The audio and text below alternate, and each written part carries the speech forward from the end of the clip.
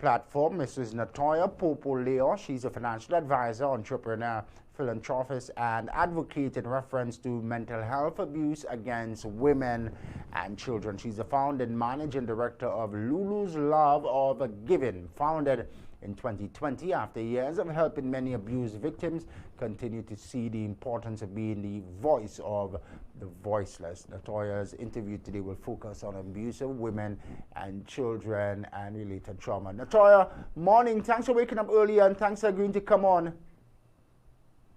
Hi, good morning. How are you doing? Not too bad. Yourself?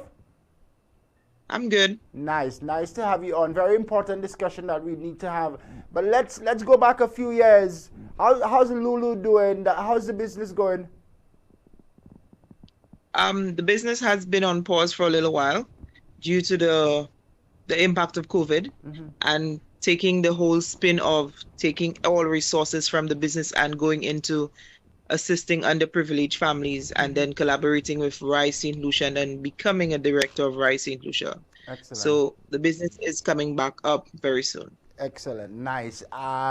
We look forward to it. But the issues which impact us, unfortunately, have not paused. They still are ongoing, unfortunately. Where do we start? Why do you see it necessary for persons like yourself to remain the voice for the voiceless?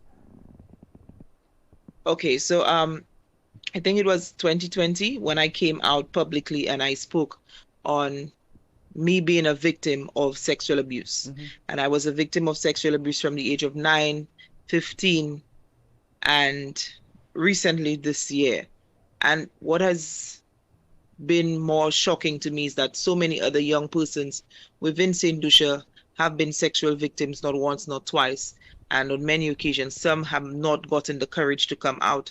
For me, it took me about 20 years in order for me to actually come out and speak and find the strength.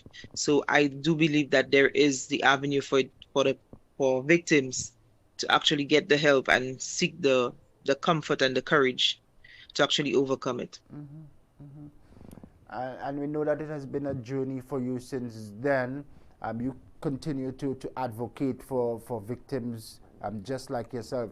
But coming from where you came, that traumatic experience, and we don't want to discuss it in any detail, but coming from there, and in 2022, hearing reports of young girls as young as 4 in some cases, some 11, having to go through some of what you went through, what sort of emotions do these reports trigger for you? I think the first emotion that it triggers for me is outrage, because the system failed so many years ago and the system continues to fail. And I don't think that we as a society understand the urgency or the outcry that is needed to assist victims. So our society feels that we should discriminate and then we should blame the victim, but we don't understand that both the victim and the perpetrator needs help. You said that society perhaps doesn't understand. Is it that we don't understand or we don't appreciate, we're not warm enough and supportive enough? What I've understood from actually coming out is society feels that sexual abuse, mental illness is a taboo subject. So whenever you bring up the aspect of rape, it's like you're touching on a subject that makes so many persons uncomfortable to talk about, that they would rather blame the victim and create that shield rather than dealing with the actual issue.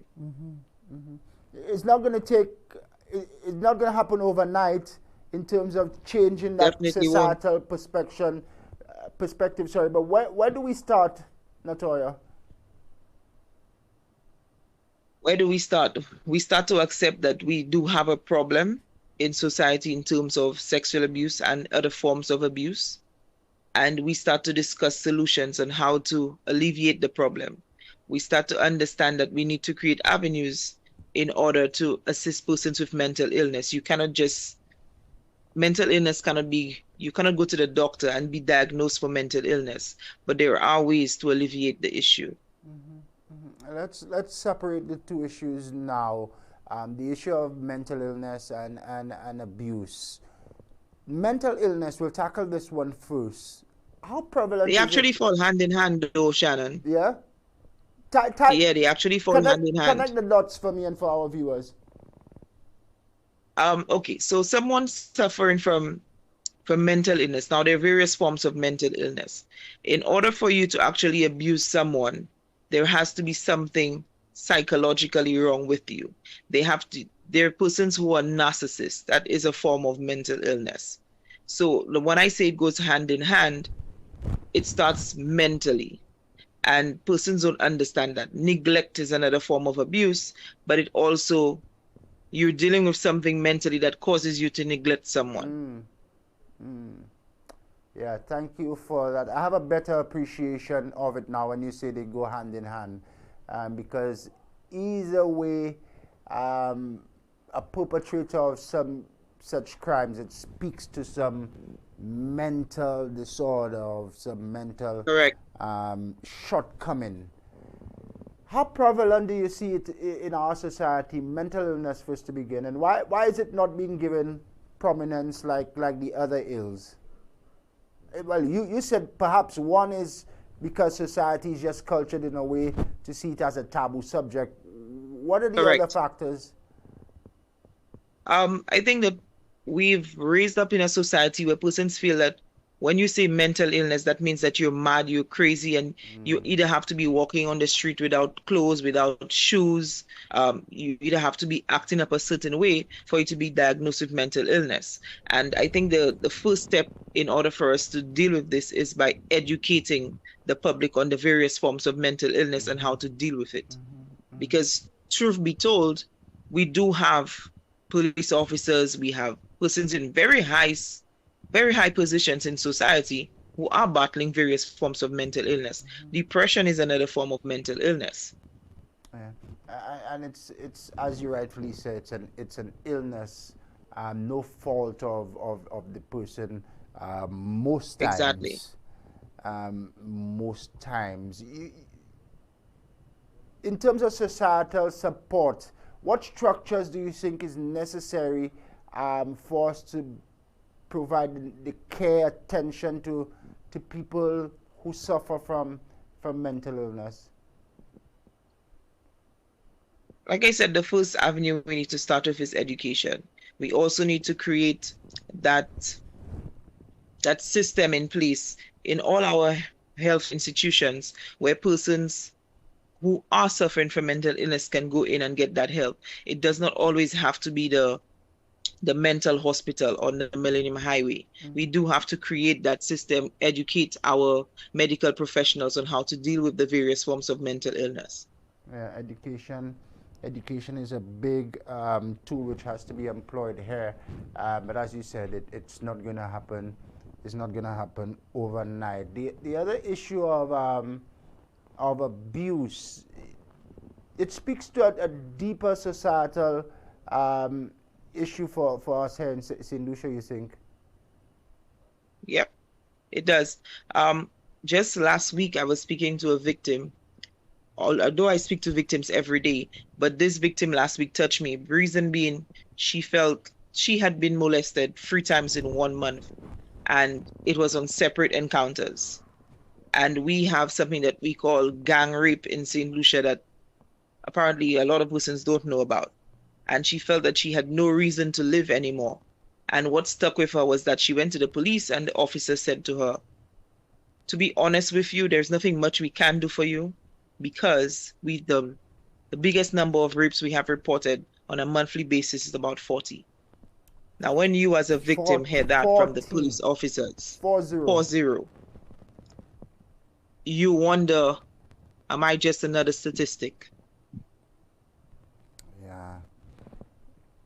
Yeah, that's just shocking, and we'll do our work on our ends to engage the police to see how they're handling these matters, and for them to paint the picture for us. But that statistic is just shocking.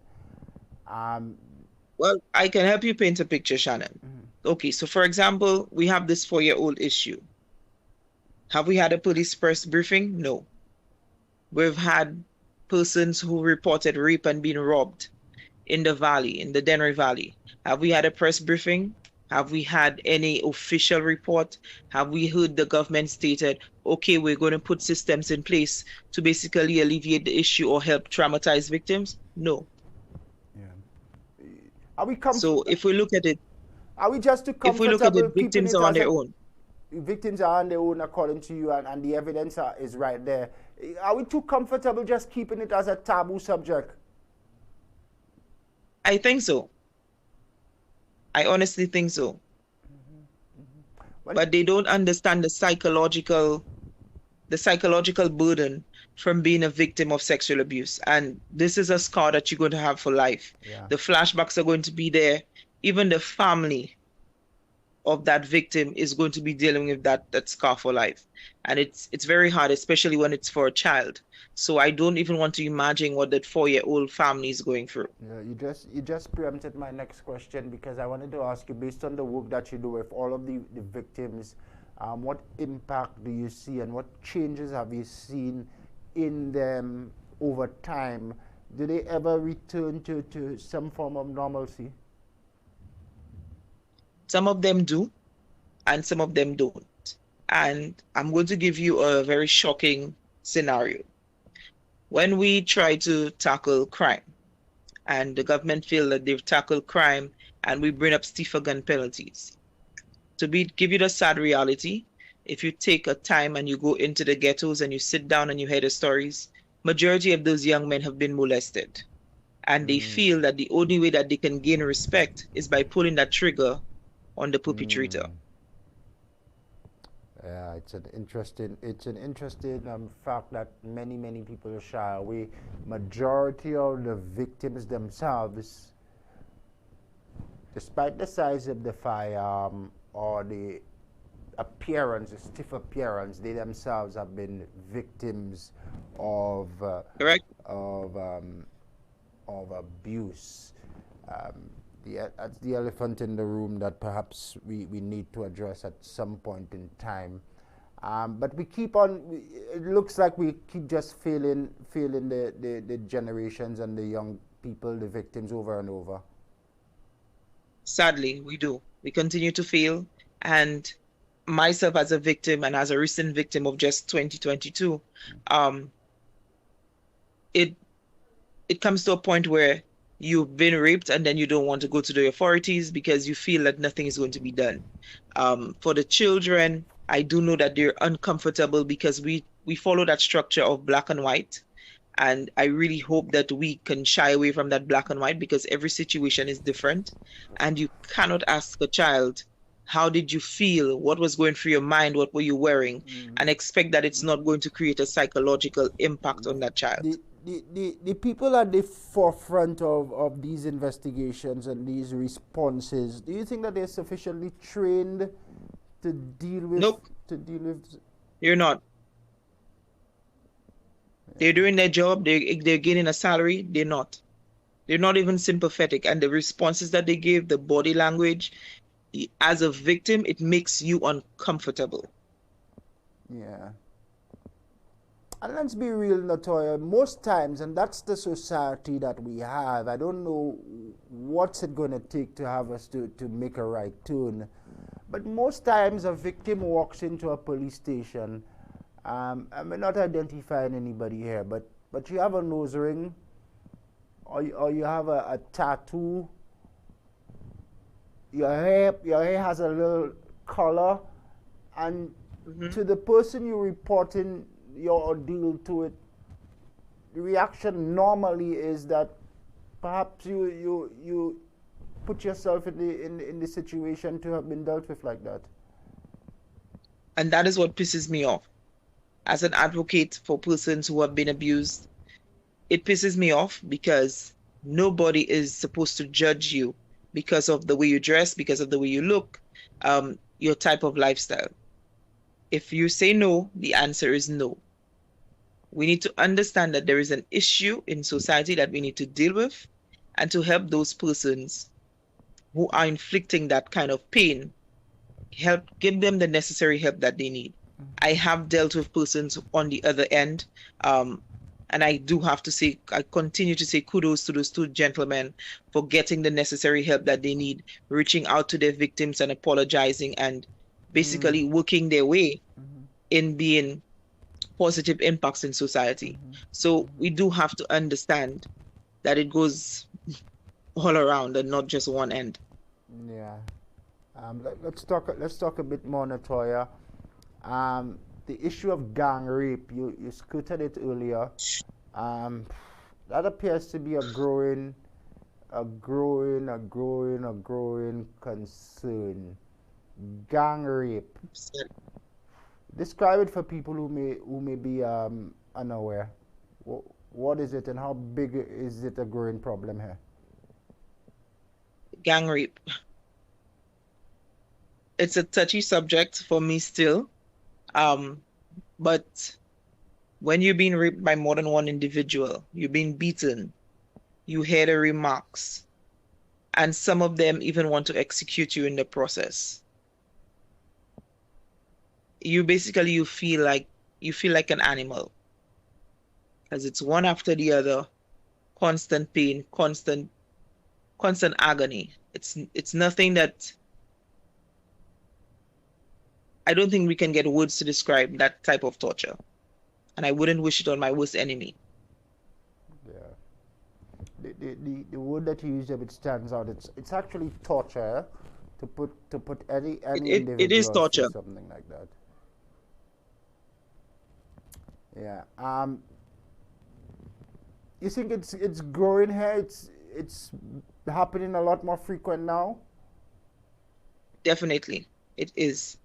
Um, if I can, okay, so like I said, I was a victim early this year, and that was gang rape.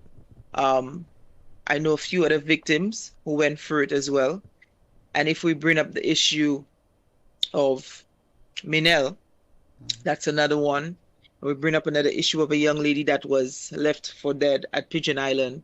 And we bring up some other issues, even the most recent one that was reported to the police in the Denry Valley. All those are gang rape incidents. Yeah. You think that you have some people, perpetrators, rapists in a group, perhaps in that secret community? You think there's a good number of people of that ilk Wow. amongst us who pose Wow. this threat? I hope not, Shannon. If that is the case, then the issue is a lot bigger than we actually imagine. Yeah, yeah. That's an issue of serial rapists. It just crossed my mind, um, because the way you painted that picture, Denry Valley, that incident in and around the gardens in Castries, your VG, Pigeon Island, VG, your own um, incident. It might be surprising that if it's just coincidence happening, or if perhaps you have a group of I wouldn't serial say it's rapists. not coincidence because from victims that I've spoken to, a lot of the cases have a lot of similarities. Mm, So I wouldn't say it's coincidental, and I wouldn't say it's not, and I still would not say that it's not the same perpetrators. So it's a lot to question, yeah, a lot of the and it's a cases. lot on the authorities, but I do think that the necessary attention needs to be given to those situations. Let's just get some feedback from one of our viewers, and then we'll continue for a few more minutes, Natoya. Just hold for me. Somebody saying good morning. No Hi, problem. hi, Nigel, who says good morning. 40 rapes per month. Is that 40 different men raping women, or the same men or group of men raping women? If you get 40 complaints per month, then you have a deeper problem. So uh, that has the police implement. What has the police implemented to deal with this out of control number? It's similar to the issues that we were touching, Natoya, whether or not it's a group of individuals or a serial rapist making his rounds within our community. And as I said, we will do our our efforts to engage the police to see what is being done to deal with this particular issue, because the picture that you painted, it's it's it's a really dark one, eh? It is a really dark one, and I do think that we can't only put the pressure on the police. It does have to involve various government agencies coming together. I will put the pressure on the government because I have been putting pressure on the government. It doesn't matter which administration is there. We do need to understand that there needs to be an agency dealing with persons, especially in terms of sexual abuse. This is crazy. Let's just look at another scenario where a young boy was molested and he's now living with a deadly disease called HIV and AIDS. What exactly are we doing to help this individual? What about the 3-year-old and the 5-year-old who was raped just 2 years ago, they were given the STD that they have to live with for the rest of their life? Are we even ready to deal with these topics? Are we helping the family? How are we helping these parents to cope? What exactly are we doing? Yeah, that's where we started, Natoya, when we were discussing the impact that it has. These victims never get to live a normal life. They hardly ever get to live a normal life. Take the boy victim who now has HIV and AIDS to live with for the rest of his life. Someone is agreeing that we may have a serial rapist on the loose.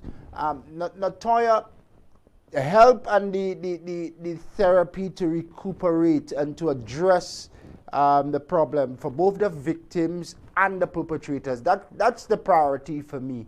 But penalizing, ensuring that people are held accountable, and also protecting other victims and the wider community falls second in line for me. The Sex Offenders Registry proposed. What level of importance do you ascribe to it? I wish that we already had a sex offenders registry, but then we now have to go back to the scenario.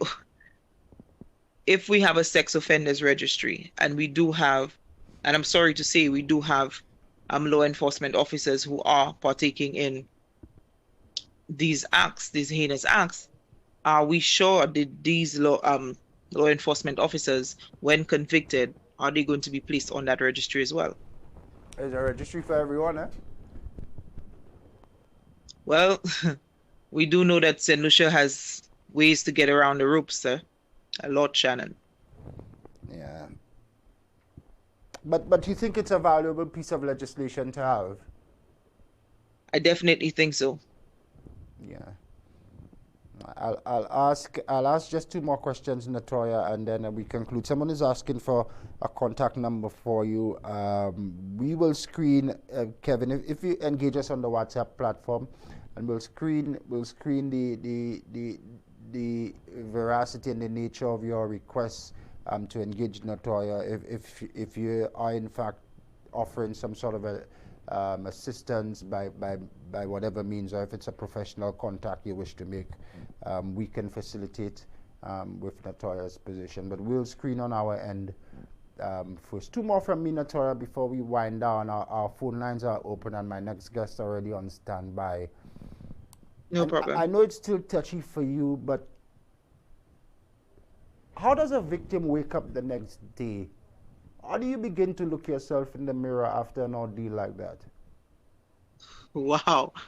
I can speak for me.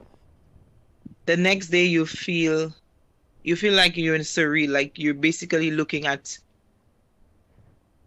an outside of your body experience, like, wow, did I just go through that?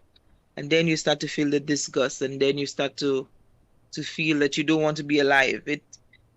That's a point where you start to battle with the suicidal thoughts and the depression, and you have to be tough mentally. For me, my first 2 encounters, I was still under the legal age, and it became where I I was very rebellious. By the age of 18, it took alcohol to help. It took me partaking in activities that I was not supposed to be doing, and that these activities, these experiences have helped me to help other persons. But my way of dealing with it was very unhealthy until I found a healthy way out. Yeah. So I can tell you from the recent ordeal, it took a lot. It really took a lot. It puts you in a very deep spiral, and you basically have no control over yourself because you feel like ripping off your skin. You feel that you really want to choke this person out. It's a lot of emotions all at once. And the normal reaction to substance abuse, alcohol in most instances, and even not normal, but it happens to most victims, even putting yourself in a position where you want to accept that sort of thing. So you find yourself having multiple partners, or turn into substances for abuse. That's extremely dangerous and further compounds the trauma.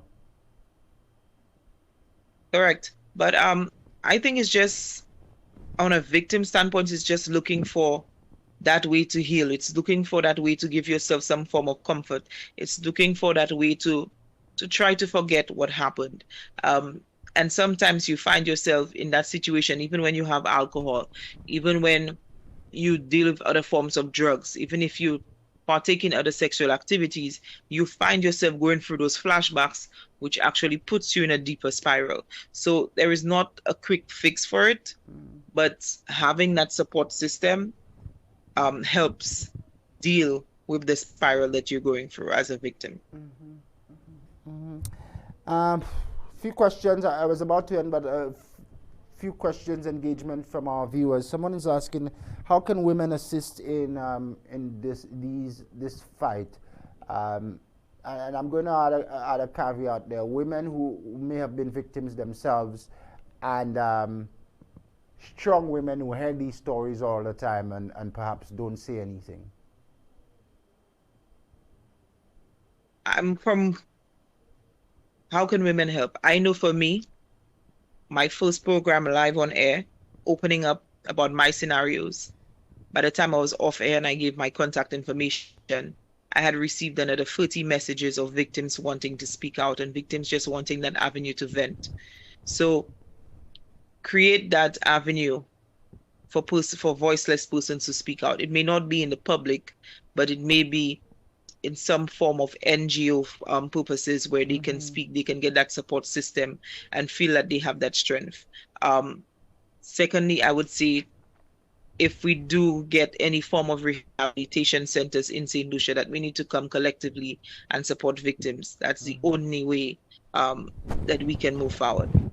Based on a contribution from one of our viewers, Natoya, I will ask this: Is there any value in women, in particular, being more cautious, being guarded in and around bars, the consumption of alcohol and other intoxicating substances?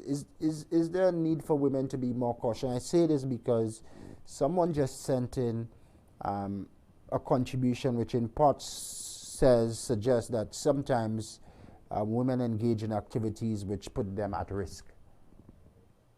Yes, I do agree that women engage in activities which put them at risk, but a lot of the time, a lot of victims have not ingested any alcohol. A lot of the time. You can be in your home and you would be at risk of being raped. You can be in your vehicle parked and you at risk. There is no safe place that I can think of that you not be at risk. It's a sad reality. And if I pin this picture for you, you're lying down in your car and Lord and behold, gang raped. You have no form of alcohol, no form of drugs in your system, yet you're raped. So no matter where you are, you're still at risk. I will say to women to be a lot more vigilant and to train themselves, to defend themselves. But yeah, that's the best advice I can give now. Now, one more from a viewer. How do we change the value systems in our youth to appreciate that women should be respected and rape is just not an in thing or a cool thing? Like I said in the beginning, Shannon, I think education is our number one priority on this one. We need to educate. I do think that a program needs to be in schools to teach our youth in terms of similar to the program that we currently have ongoing on crime prevention. We do need another program in schools teaching persons in terms of sexual abuse, mental illness, and various forms of other abuse. After we've taken it from the schools, we take it on to the various communities.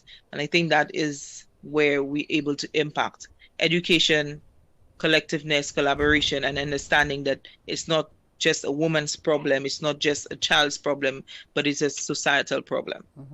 I'll give you the last 60 seconds, Natoya, to speak to two segments in our society.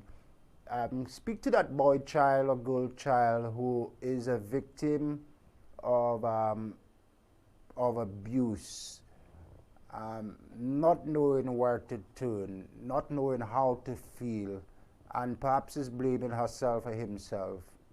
Speak to that grouping for me, and also speak to the perpetrators who may or may not be serial rapists, who are comforted sometimes in gangs to assault women and rape, and some as well who hear the stories from within the comfort of the air-conditioned offices and continue to perpetrate these acts. I allow you lastly to speak to both segments of that society. Okay, no problem, Shannon. Okay, so in terms of the perpetrator, you are inflicting pain, you are inflicting horror, you are permanently scarring the life of someone. I urge you to get the help that you need. I urge you to try to make peace. If you already have victims, reach out to them. See how you can help alleviate the problem. See how you can impact society positively. To the victim, I know it's dark. I know it's scary. I know you feel alone. And those of you who are feeling like you want to end it all, give life another day. Reach out to someone. Write. Take a pen, write poetry, write how you feel. It is not the end of the world. There are persons out there who are willing to help you. There are persons out there who are willing to bring out the best in you. And this is not the end of your life. Let's help it be a journey, a chapter that you can look back on and say that I made it through. Yeah. I know you are strong and you are going to make it through. Yeah. I know for many, it's extremely comforting hearing your voice. I want to encourage you to continue to be strong. No one knows your story or your struggle like you, but you continue to hold steadfast in your beliefs and you continue to advocate for victims just like yourself. I don't know where you draw the motivation and strength from, but you continue to do it. So from us, continue to be the advocate that you are. You seem to have just... I don't want persons to go through the pain that I went through. So I'm going to continue, and I'm going to ensure that the correct avenues are given to help victims and perpetrators. Yeah, and I could appreciate from your position within the NGO Rise St. Lucia as a director now. We will continue to hear your voice loud and clear.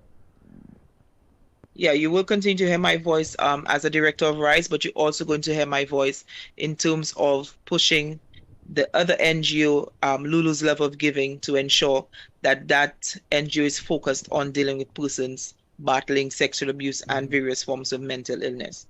So there are a lot of things in the pipelines, and I really hope that we do get the support of the various agencies to alleviate the issues that's plaguing our society. Yeah, excellent. Well, you'll keep us posted. Somebody's sending you a beacon of hope. Somebody's saying that you're a beacon of hope. Blessings to you. Somebody's saying, stay strong, Natoya. We'll talk again soon. Thank you very much. No problem. Just hold on for me. Perhaps somebody wants to engage. If you have a caller on the line, if you don't have to rush out, Natoya, just let's put this call on the air. Good morning. Welcome. No problem. Welcome to the platform. Hi, Shannon, morning. Morning. And your guest, good morning also.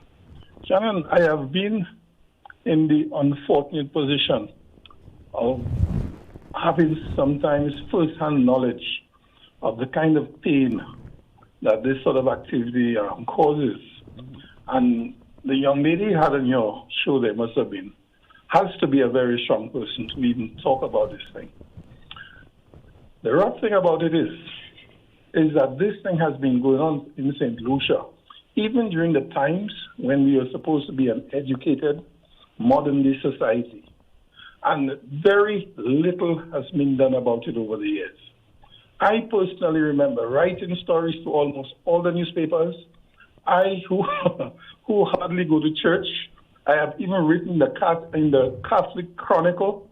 I have been on radio shows, and it seems that nobody ever listens. I've always tried to impress upon people, when a lady is violated, effectively, she dies. I appreciate the young lady saying that this is the thought that should not come to one's mind. But the thing is, women are amazing creatures. They've got these little compartments in their brain when they can lock things out. So the lady who comes out of a rape is not the same one who comes out of it. And people, the youngsters, men generally, have got to be spoken in this sort of a way so they can appreciate this thing is not a game. You're actually killing someone when you force that sort of violence upon the person. And sometimes it isn't just rape, it's actual physical violence involved, and on occasions it escalates into something else. But we really need to have community-wide, national-wide education, starting from very, very early. Young men have got to learn that they cannot keep on doing this sort of thing. And when people are caught doing this, that attitude we have of protecting my brother, protecting my father, people have to be urged to let it come out, because you are part of a society. And every time you do something that causes damage to any one person, you're actually damaging the society. It's something that has to be handled in a different way completely to what is being done at the moment.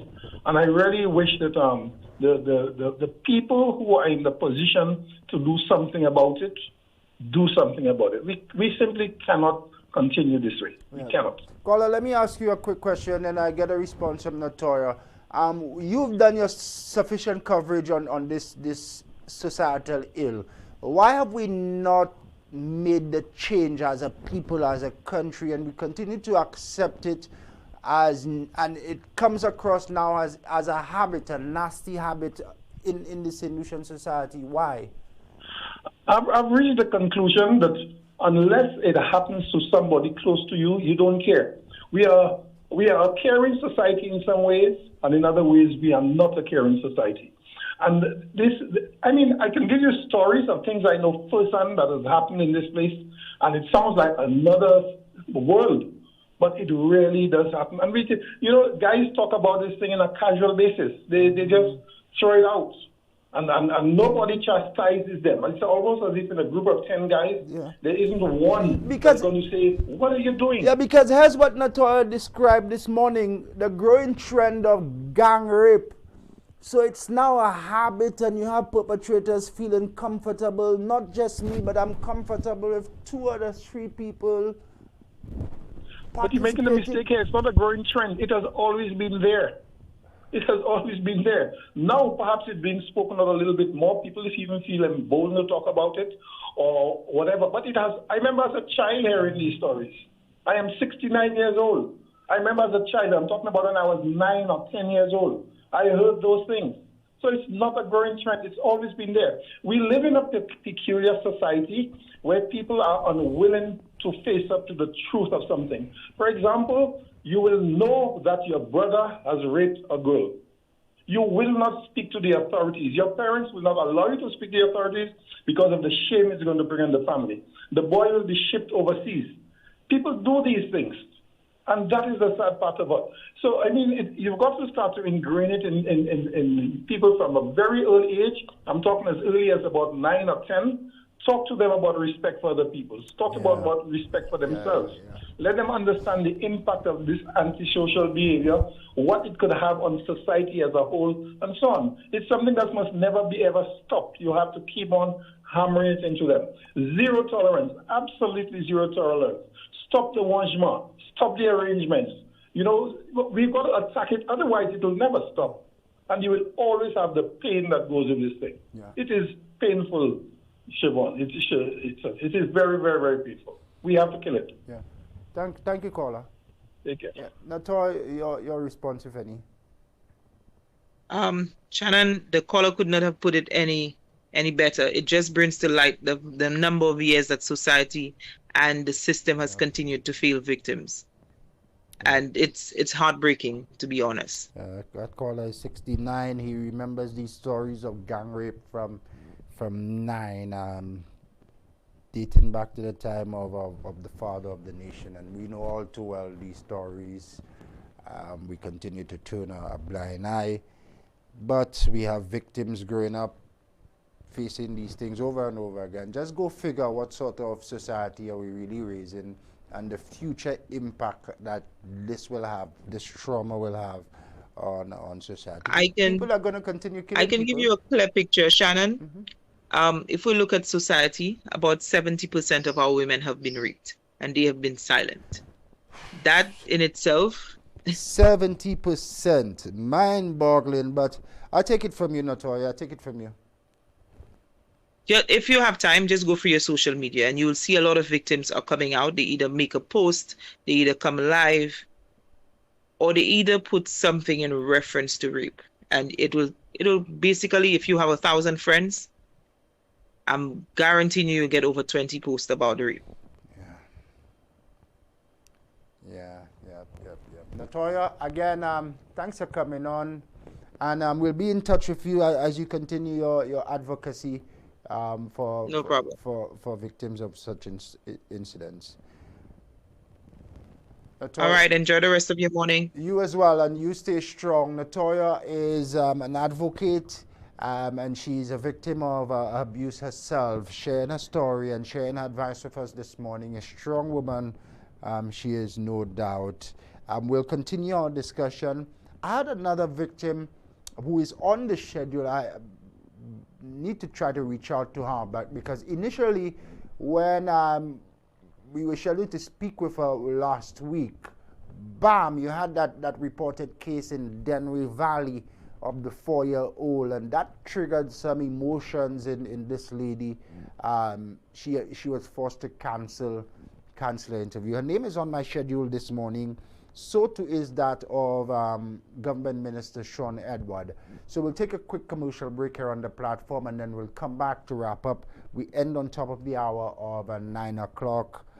It's not a happy topic, but still we extend happy holidays to you and yours.